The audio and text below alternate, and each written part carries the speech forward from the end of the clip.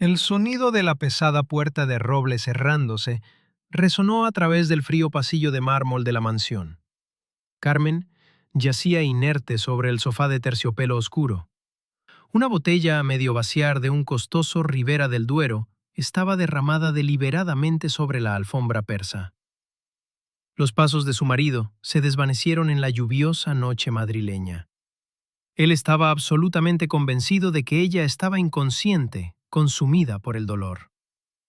Pero en el instante exacto en que el pestillo hizo clic, Carmen abrió los ojos. Brillaban con una furia fría y calculadora. El juego de sombras acababa de empezar, y él no tenía idea de que su esposa se había convertido en su peor pesadilla. La vida de Carmen había comenzado en un polvoriento pueblo de Castilla-La Mancha, rodeada de miseria. Su madre biológica, Rosa, era una mujer consumida por el alcohol y las malas decisiones, dejando a su paso una estela de hijos abandonados. Sin embargo, el destino de Carmen cambió drásticamente cuando tenía 3 años. Roberto, un magnate del mueble madrileño que tuvo una aventura pasajera con Rosa, descubrió que era su padre biológico. Roberto la rescató de aquel infierno, llevándola a su exclusiva vida en el barrio de Salamanca. Junto a su esposa Elena, criaron a Carmen como a una princesa. Años después, tras la muerte de Rosa, Carmen descubrió que tenía 5 mediohermanos menores viviendo en un orfanato de Toledo. Aunque su marido Alejandro despreciaba a esos niños, Carmen nunca dejó de protegerlos en secreto. La mansión en La Moraleja estaba sumida en un silencio sepulcral, roto únicamente por el repiqueteo de la lluvia contra los enormes ventanales de cristal. Carmen se incorporó lentamente del sofá, sintiendo cómo sus músculos protestaban por la tensión acumulada. El aroma a la caracolonia de Alejandro aún flotaba en el aire denso de la sala de estar, un recordatorio asfixiante de la farsa en la que se había convertido su matrimonio. Se acercó a la ventana y corrió ligeramente la pesada cortina de lino. A través del cristal empañado, observó las luces rojas traseras del lujoso coche deportivo de su marido alejándose por el camino de grava. Sabía exactamente hacia dónde se dirigía y con quién se iba a encontrar.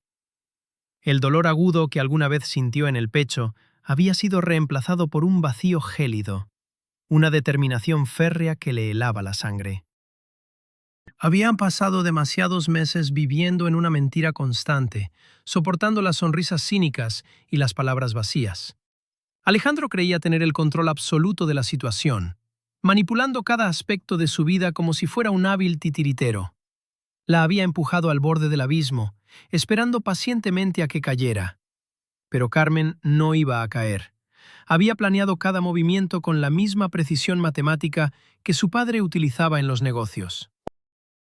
Mientras observaba la tormenta desatarse sobre Madrid, los recuerdos de su infancia la asaltaron como relámpagos en la oscuridad. Recordó el olor a tierra mojada y a humedad del viejo caserón en aquel pueblo perdido de la Mancha. Recordó a Rosa, su madre biológica, con la mirada perdida y una botella barata aferrada en la mano temblorosa. Era un mundo de sombras y desesperanza, del que fue arrancada violentamente por un hombre que le dio su apellido y su imperio. Roberto no solo le dio riqueza, sino un amor incondicional que la blindó contra el mundo.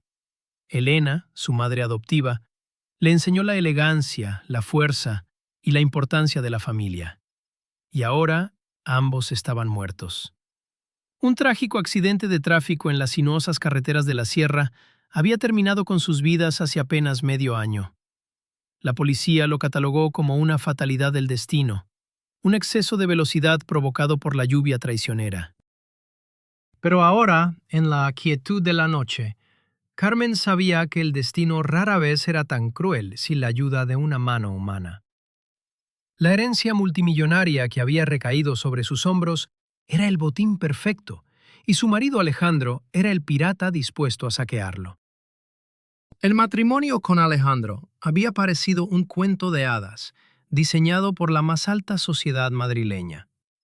Él, un joven ejecutivo apuesto y ambicioso, se había ganado la confianza ciega de Roberto, convirtiéndose en su mano derecha en la empresa de mobiliario de lujo. La boda ocupó las portadas de todas las revistas del corazón, celebrada en una espectacular finca con cientos de invitados deslumbrantes. Pero la fachada de perfección comenzó a agrietarse pronto. El mayor dolor de Carmen era su incapacidad para concebir un hijo, una herida que Alejandro se encargaba de hurgar con comentarios sutiles y miradas de decepción fingida. Aislada en su dolor, Carmen buscó refugio en las visitas esporádicas al orfanato de Toledo, donde residían sus 5 medio hermanos. Eran niños con la misma mirada herida que ella tuvo una vez, almas perdidas a las que intentaba guiar y proteger. Especialmente a Lucía, la mayor, que ahora estudiaba enfermería gracias a la discreta ayuda financiera de Carmen. Alejandro odiaba esa conexión, argumentando que esa sangre contaminada solo traería problemas a su inmaculado linaje. Qué ironía, pensaba Carmen ahora, que el verdadero veneno durmiera cada noche a su lado en la cama conyugal. Tras el fatal accidente de sus padres, el mundo de Carmen se desmoronó por completo. El funeral fue un desfile de rostros compungidos y trajes negros bajo un cielo plomizo que parecía reflejar su propio estado de ánimo. Fue entonces cuando hicieron su aparición Beatriz y Fernando, los padres de Alejandro. Habían vivido supuestamente en el extranjero durante años, gestionando lucrativos negocios en América Latina. Aparecieron en el cementerio de la Almudena, irradiando una extraña confianza, tomando las riendas del duelo como si fueran los verdaderos patriarcas de la familia. Se instalaron en la mansión con la excusa de apoyar a la viuda huérfana. Carmen, anestesiada por los tranquilizantes y el dolor desgarrador, apenas notó cómo la iban apartando de todas las decisiones importantes. Alejandro asumió el control total de las empresas de Roberto, alegando que su amada esposa necesitaba tiempo para sanar su alma herida. La telaraña se tejía lentamente a su alrededor, invisible pero implacable.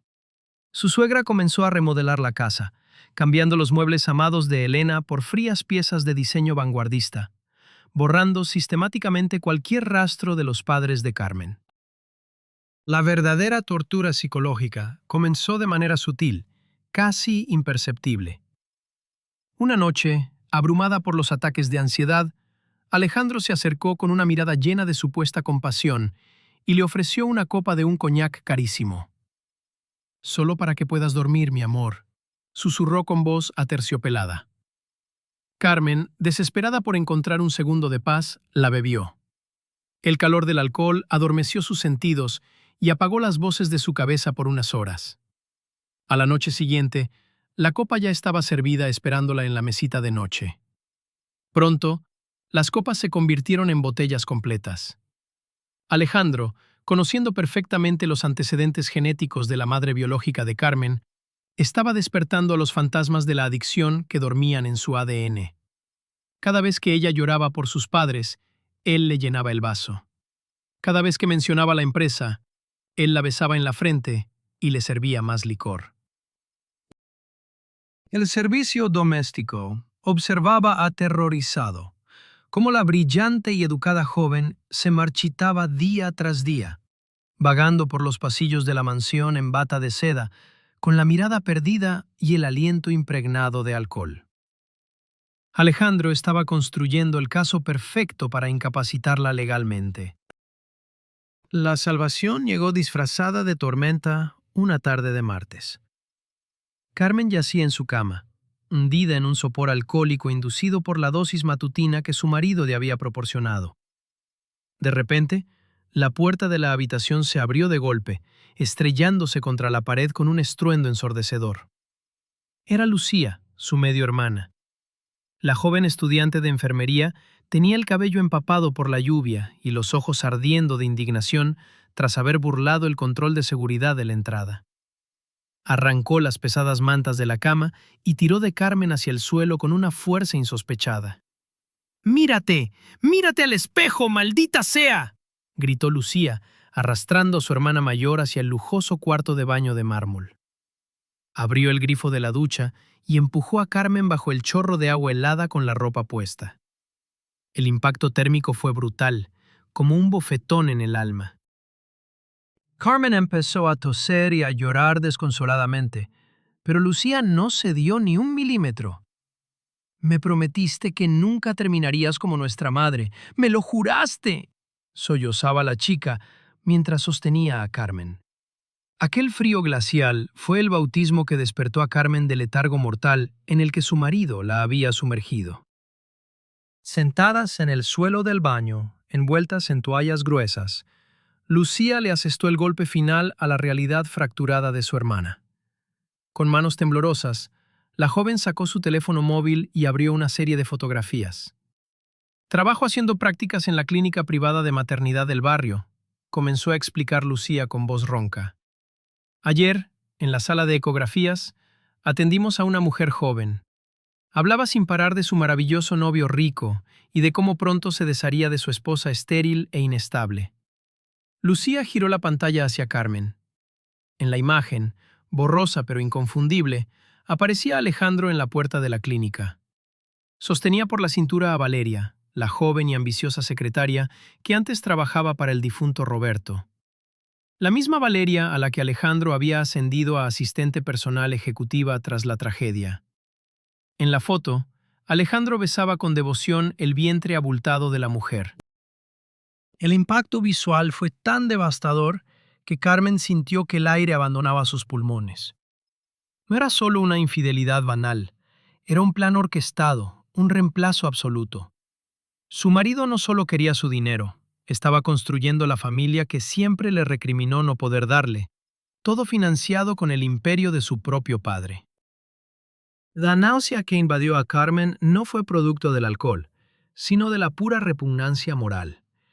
En ese instante de lucidez desgarradora, todas las piezas del macabro rompecabezas encajaron con precisión suiza. La excesiva amabilidad de Alejandro al servirle las copas, la presencia invasiva de sus suegros controlando la mansión, el aislamiento sistemático de sus verdaderos amigos y ahora, un hijo con otra mujer. Todo convergía hacia un único punto de fuga, deshacerse de ella de la manera más limpia posible, alegando problemas psiquiátricos severos heredados. Podría haber gritado, podría haber bajado las escaleras y destrozar la casa, podría haberle pedido el divorcio esa misma tarde. Pero la sangre de Roberto, un estratega implacable en el mundo de los negocios, corría por sus venas, combinada con el instinto de supervivencia animal heredado de Rosa. Secó sus lágrimas con el dorso de la mano y miró fijamente a Lucía. «A partir de hoy, vas a ser mi único contacto con el exterior», le susurró con una frialdad que asustó a la propia estudiante. «Él cree que estoy borracha y acabada. Dejemos que siga creyéndolo. Voy a destruirlo desde dentro, pedazo a pedazo». El primer paso en su meticulosa venganza fue engañar a su propio cuerpo y a los ojos escrutadores de la servidumbre que informaban de cada paso a Alejandro. Carmen vació cuidadosamente las botellas de licor carísimo por el desagüe del lavabo, sustituyendo el oscuro coñac por té frío y agua con colorante alimentario. Cuando Alejandro llegaba por las noches, exhausto tras sus jornadas dirigiendo la empresa y visitando a su amante embarazada, encontraba a su esposa desaliñada, balbuceando incoherencias y aferrada a una copa engañosa. Él sonreía con satisfacción maliciosa y acariciaba el cabello enmarañado y se marchaba a su propio dormitorio, asqueado pero triunfante. Mientras la casa dormía bajo la protección de la oscuridad, Carmen se transformaba. Sentada frente al resplandor de su tableta escondida bajo las sábanas, revisaba obsesivamente los correos electrónicos filtrados, los movimientos bancarios que Lucía lograba conseguirle gracias a sus contactos, y estudiaba la legislación sobre patrimonios y herencias.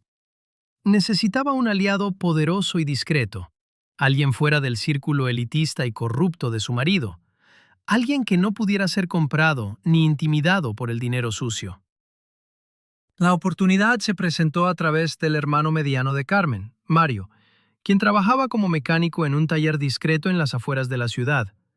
Mario la conectó con Mateo, un exinspector de la Policía Nacional que había sido forzado a abandonar el cuerpo tras intentar destapar una red de corrupción que involucraba a políticos influyentes.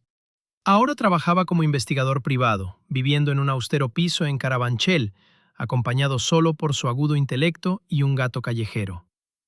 La reunión se llevó a cabo en la parte trasera del taller, entre olor a aceite de motor y neumáticos viejos.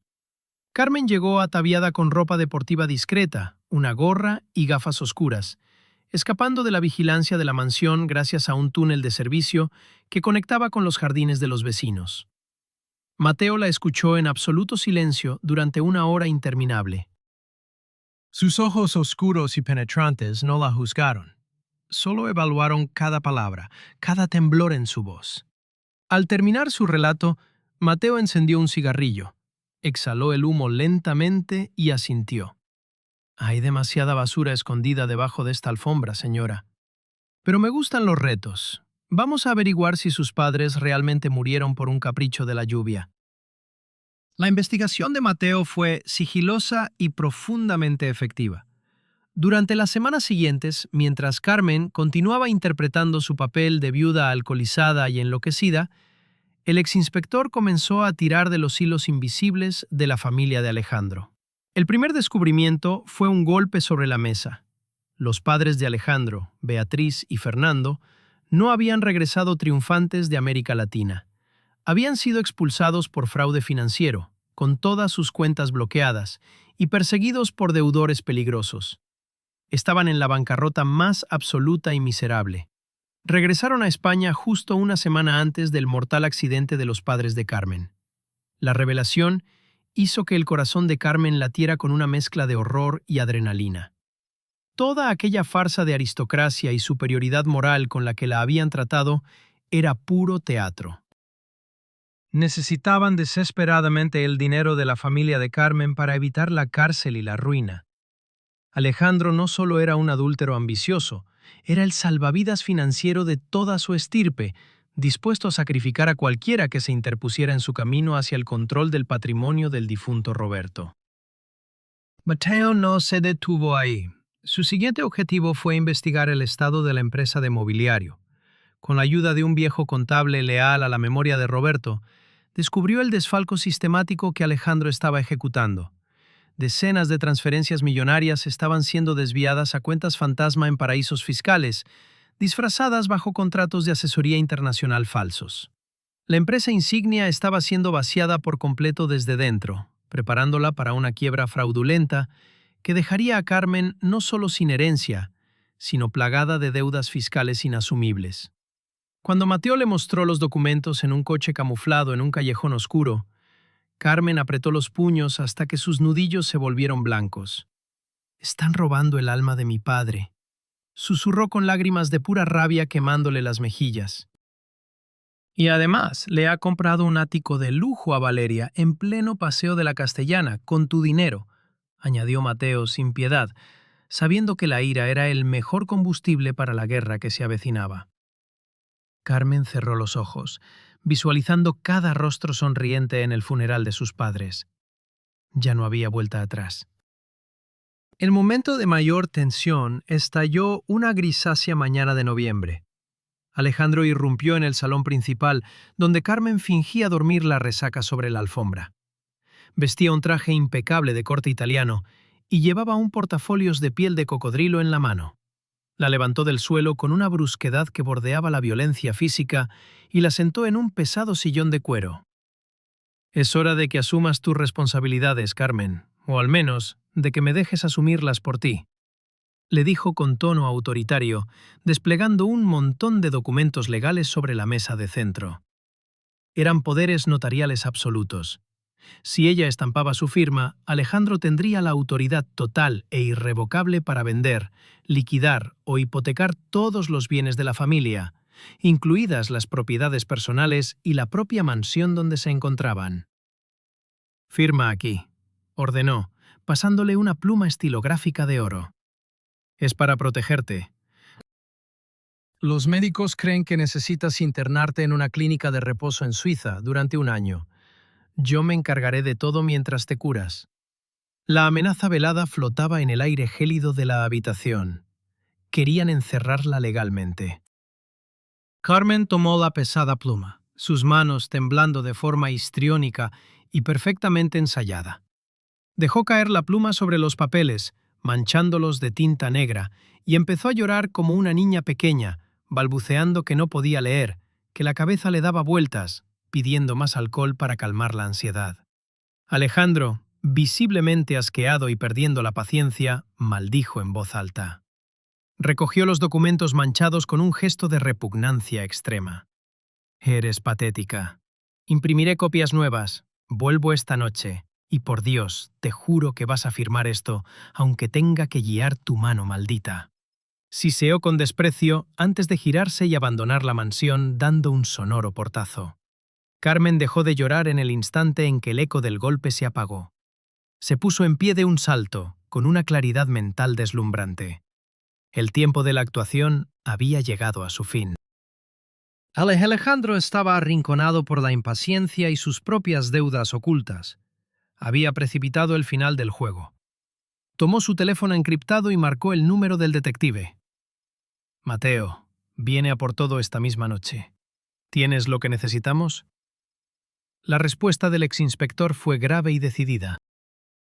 Mientras Carmen preparaba febrilmente una bolsa de viaje discreta con sus pertenencias más vitales y dinero en efectivo que había ido escondiendo durante semanas, el teléfono sonó de nuevo.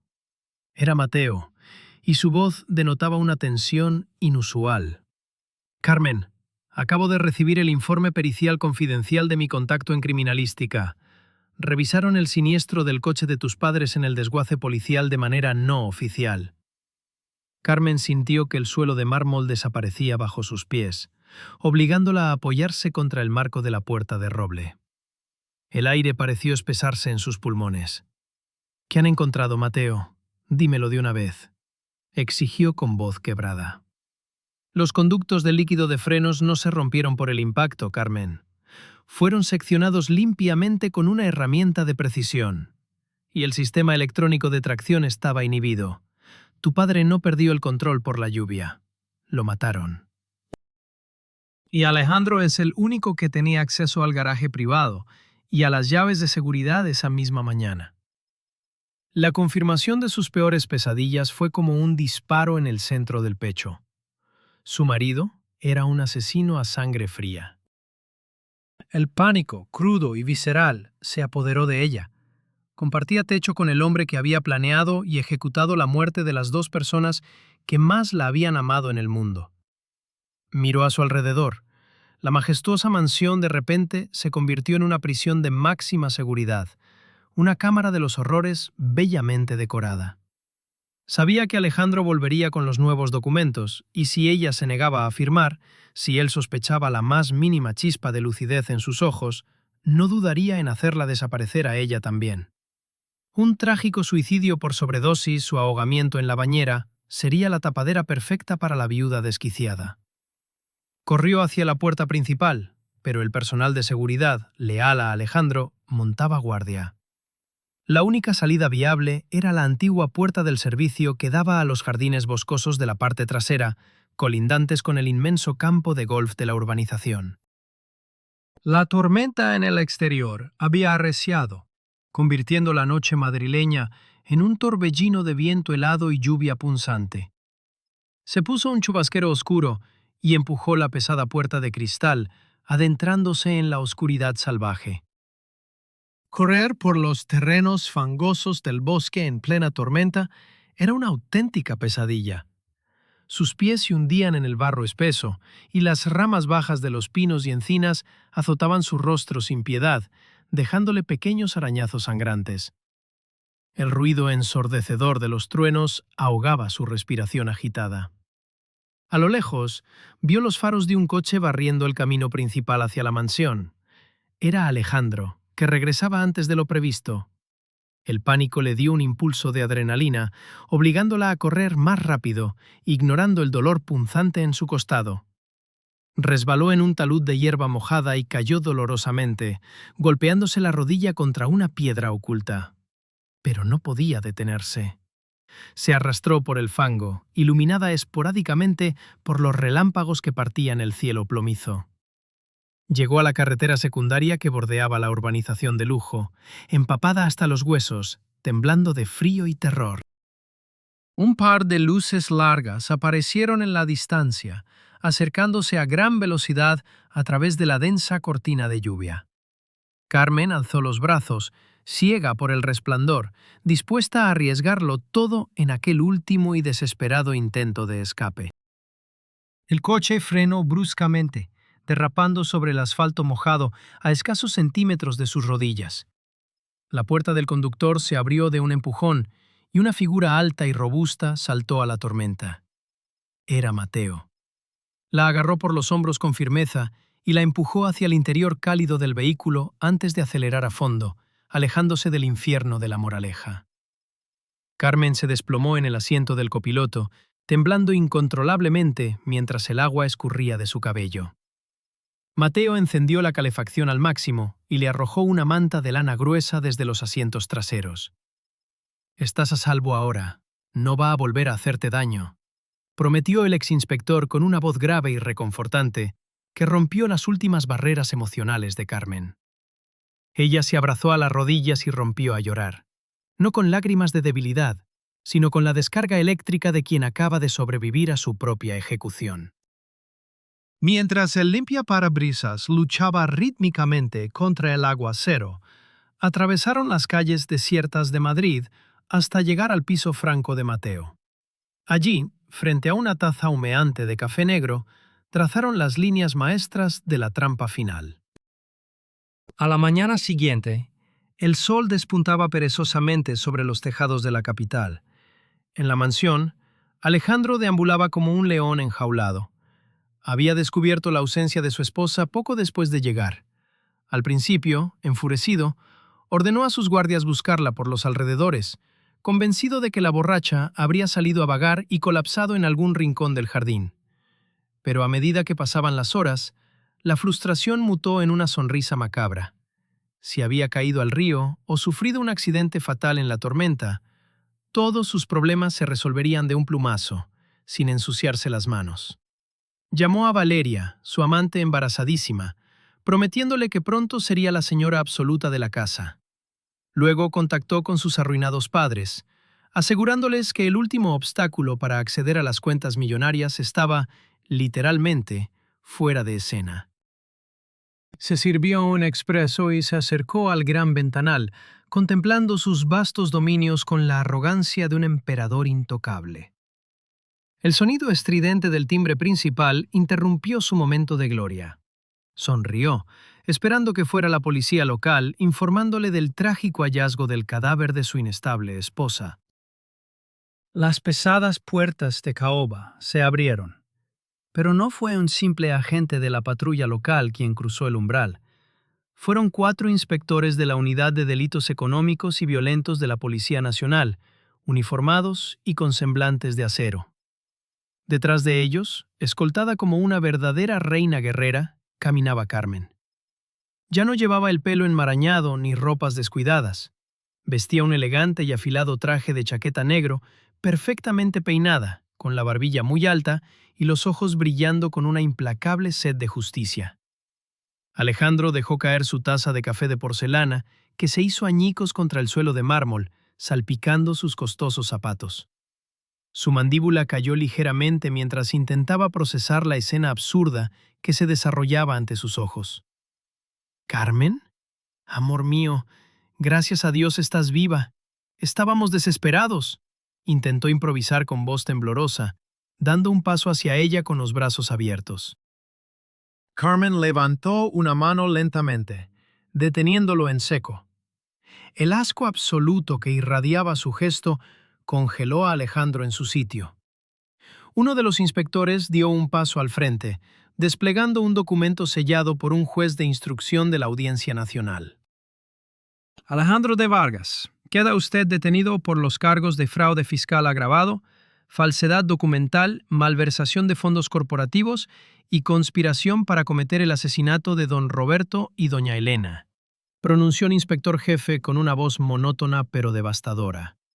La palabra asesinato resonó en las paredes del inmenso salón como el eco de un cañonazo. Alejandro palideció, retrocediendo hacia la pared. «Esto es una locura, una conspiración. Mi mujer está enferma, está psiquiátricamente inestable. No pueden creer una sola palabra de lo que dice esta alcohólica. Gritaba, perdiendo por completo la compostura y el glamour que siempre lo había definido. Los agentes no se inmutaron y procedieron a esposarlo con rudeza, torciendo sus brazos a la espalda.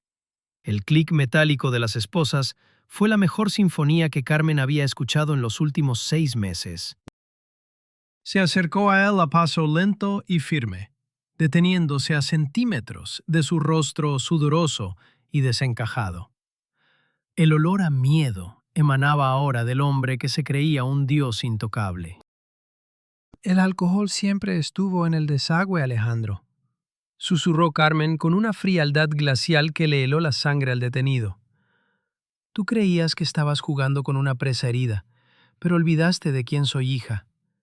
Roberto me enseñó a destruir imperios antes del desayuno, y el instinto de supervivencia de mi verdadera madre me enseñó a soportar cualquier veneno. Alejandro la miraba con los ojos desorbitados, incapaz de articular palabra, su arrogancia reducida a cenizas. Mientras los agentes lo arrastraban hacia la puerta principal de la mansión, Carmen se giró hacia su suegra, Beatriz, que acababa de bajar las escaleras en bata de seda, petrificada por el terror al ver a su hijo esposado. «Y vosotros, parásitos», añadió Carmen, alzando la voz para que resonara en todo el vestíbulo. «Tenéis exactamente 30 minutos para recoger vuestra basura y largaros de mi casa, antes de que ordene a la policía que os arreste también por encubrimiento. La fiesta se ha terminado y estáis completamente arruinados». Beatriz rompió a llorar histéricamente, cayendo de rodillas sobre la alfombra manchada de café. Los meses que siguieron fueron un torbellino implacable de juicios, auditorías y prensa escandalosa. Con las pruebas irrebatibles recopiladas por Mateo, Alejandro fue condenado a una severa pena de prisión sin derecho a fianza. Sus padres, descubiertos en su red de deudas fraudulentas, huyeron del país, solo para ser interceptados por la Interpol. Pero la historia dio un giro aún más trágico y revelador en el caso de Valeria, la amante. Ciega por la ambición, al ver que el imperio de Alejandro se desmoronaba y el flujo de dinero se cortaba de raíz, entró en pánico. Dio a luz a un niño prematuro en una clínica de las afueras y en un acto de cobardía suprema firmó una renuncia de derechos parentales y desapareció sin dejar rastro, huyendo con las pocas joyas que Alejandro le había regalado. El bebé quedó a cargo de los fríos servicios sociales de la Comunidad de Madrid. Cuando la noticia llegó a oídos de Carmen, el peso de la ironía del destino la golpeó. El hijo del hombre que destruyó a su familia, abandonado, como ella lo estuvo, en aquel pueblo polvoriento. Contra todo pronóstico y los consejos asustados de sus abogados, Carmen visitó el centro de menores. A través del cristal de la sala de cunas, observó al frágil bebé, pequeño y vulnerable, marcado por los pecados de unos padres monstruosos. Recordó la mirada rota de su madre biológica, recordó el día en que Roberto la salvó. Una decisión radical y sanadora se formó en su mente. Ella iba a romper el ciclo de miseria y abandono. Con la ayuda incondicional de Mateo, que no se había separado de ella ni un instante, inició los abrumadores trámites legales para acoger al niño. Pero no se detuvo ahí. Utilizando la fortuna ahora recuperada y estabilizada de su imperio, aceleró los procesos para adoptar legalmente a todos sus mediohermanos menores que seguían en el orfanato de Toledo. La enorme mansión de La Moraleja, antes escenario de traiciones oscuras y un silencio mortal, comenzó a transformarse, llenándose de risas, correteos, juguetes desparramados y la calidez caótica de una familia real, cruda y profundamente verdadera. El imperio de mobiliario también experimentó un renacimiento. Carmen asumió la presidencia de la junta directiva, demostrando una sagacidad empresarial que dejó atónitos a los viejos socios de su padre. Limpió la cúpula de cualquier parásito leal a Alejandro e instituyó programas de becas para jóvenes huérfanos. Mateo, por su parte, reabrió su antigua agencia de investigación, pero esta vez con oficinas lujosas financiadas por su ahora inseparable compañera. La relación entre ellos había florecido lentamente, forjada en el fuego de la adversidad y cimentada en un respeto absoluto. No eran el típico cuento de hadas, eran dos guerreros heridos que habían encontrado la paz en el refugio de sus mutuas cicatrices. Una tarde dorada de primavera, bajo la sombra protectora de una vieja encina en el inmenso jardín, Mateo se arrodilló sobre el césped recién cortado. No hubo anillos extravagantes ni discursos vacíos, solo una promesa simple y honesta de proteger su caótica y maravillosa familia hasta el último de sus días. La boda fue íntima, celebrada en una pequeña ermita de la Sierra de Madrid, lejos de los flashes de las revistas del corazón. Los pajes fueron los hermanos pequeños de Carmen, y el pequeño bebé de Valeria y Alejandro, ahora bautizado como Leo, descansaba plácidamente en los brazos de Lucía, la hermana mayor que había estudiado enfermería y que ahora era el pilar emocional de la casa. Era una postal de la victoria de la luz sobre la oscuridad. Sin embargo, Carmen albergaba un último dolor secreto. Los años de estrés, las secuelas de su dura infancia y las sentencias de los mejores especialistas médicos de Europa le habían asegurado que jamás podría concebir un hijo biológico. Era un sacrificio que había aceptado con estoicismo, compensado por el amor infinito que le entregaba a su inmensa familia adoptiva. Mateo jamás le reprochó nada. Para él, los niños que correteaban por la casa eran tan suyos como si llevaran su propia sangre. Eran felices de una forma profunda, inquebrantable, blindados contra cualquier tormenta que el destino quisiera enviarles. El final del verano trajo consigo una gran celebración en la finca familiar. Había música flamenca sonando de fondo, mesas largas repletas de comida tradicional, paella humeante, y la algarabía de decenas de amigos verdaderos. Los niños jugaban en la piscina bajo el cielo despejado y azul intenso de Castilla. Carmen, sentada en una mecedora de mimbre en el porche trasero, observaba la escena sintiendo una paz que años atrás le habría parecido inalcanzable. Mateo preparaba una barbacoa rodeado por los hermanos mayores, bromeando y riendo a carcajadas. De pronto, un mareo repentino hizo que el mundo de Carmen diera vueltas. Se aferró a los reposabrazos, sintiendo que el aire le faltaba. Lucía, siempre alerta con su instinto de enfermera, se acercó rápidamente, evaluando la palidez en el rostro de su hermana mayor. Tras hacerle un par de preguntas precisas y observar la reacción de Carmen a ciertos olores de la comida, Lucía sonrió con una mezcla de incredulidad y asombro absoluto. Carmen, sé lo que te dijeron los médicos, pero necesitas hacerte una prueba de inmediato, susurró la joven. El silencio en el inmenso baño de la planta superior era tan profundo que Carmen podía escuchar el frenético latido de su propio corazón. Sentada al borde de la bañera de mármol, aferraba el pequeño dispositivo de plástico blanco entre sus dedos temblorosos. Había cerrado los ojos, incapaz de enfrentarse a otra decepción médica, a otro recordatorio de su supuesta esterilidad. Mateo golpeó suavemente la puerta y entró sin esperar respuesta. Se arrodilló frente a ella, tomando sus manos frías entre las suyas, cálidas y protectoras. Pase lo que pase, mi amor. Lo tenemos todo. Míranos, tenemos una casa llena de vida, un imperio reconstruido, y nos tenemos el uno al otro, le dijo con ternura infinita. Carmen asintió, tomando aire lentamente, y finalmente bajó la mirada hacia el pequeño visor digital del test. Las dos líneas rosas brillaban con una claridad deslumbrante, nítidas, innegables. Un sollozo contenido escapó de la garganta de Carmen antes de lanzarse a los brazos de su marido.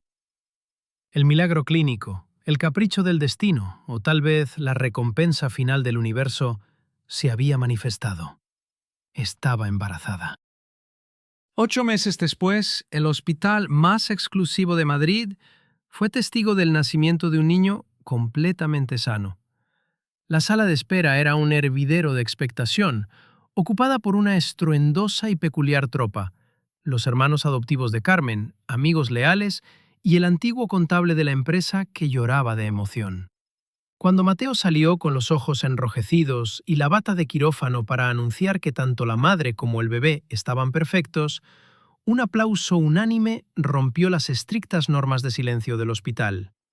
En la habitación, Carmen sostenía a su hijo recién nacido contra su pecho. Mirando los diminutos dedos del bebé, reflexionó sobre su tortuoso viaje. Desde las calles polvorientas de un pueblo pobre, pasando por la adopción elitista, el infierno de la traición y los planes de asesinato de su primer marido, hasta resurgir de las cenizas como un fénix imparable. Había tomado la inmundicia que le lanzaron y la había utilizado para cimentar el castillo más fuerte imaginable. No permitió que el odio la consumiera. En su lugar, eligió la vida, acogiendo al hijo de su enemigo y reuniendo a su sangre rota. Esa misma noche, de vuelta en la mansión, mientras el bebé dormía plácidamente en su cuna, Carmen y Mateo se asomaron al balcón principal. El cielo estrellado sobre la moraleja parecía brillar con un esplendor inusual. Mateo la abrazó por la espalda, depositando un beso cálido en su cuello.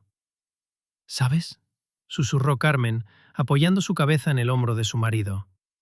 Una vez me aterrorizó pensar que estaba condenada a repetir los errores de mi madre biológica.